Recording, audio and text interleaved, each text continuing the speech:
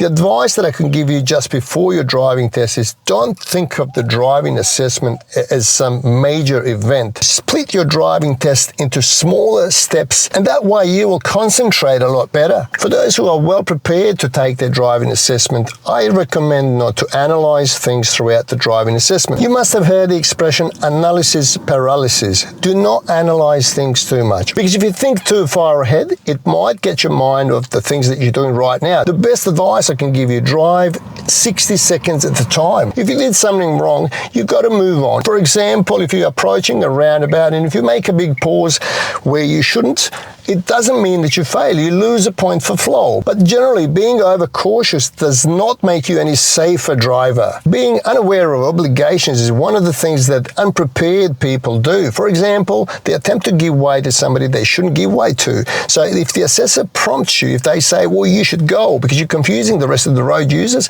that could be immediate fail, and it's easily avoidable. The best way to avoid it is not to analyze things too much. You have to know the capabilities of your vehicle.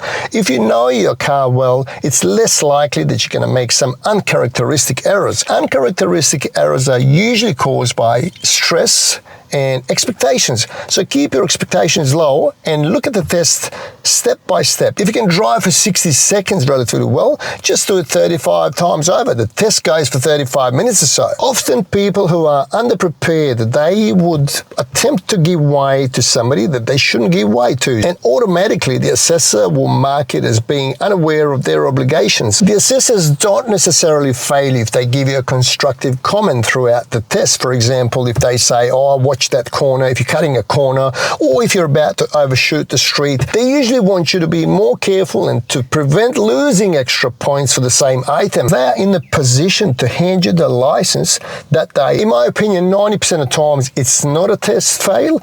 It's just a little input what you need to be careful of. Lack of situational awareness due to inexperience and dynamics of the traffic can play a big part whether you pass or fail your driving assessment. If you're not aware of your obligations due to lack of your situational awareness, you're probably not well prepared to take a driving assessment. So my advice is take a lot of lessons and repeat things correctly. And here's a big one: previous bad experiences with driving tests. If people fail multiple times, it's always something else, because they believe that they know, oh, I shouldn't have done that last time. I'm going to make sure I focus on those, areas, but they subconsciously disregard other areas of the driving assessment. You might watch test routes and where they take you, but every time you drive through those streets, something's going to be different. You have to focus on what's happening right now. Previous bad test results are not the indication how you're going to go on the next attempt. Just make sure that you don't relate to what happened before, because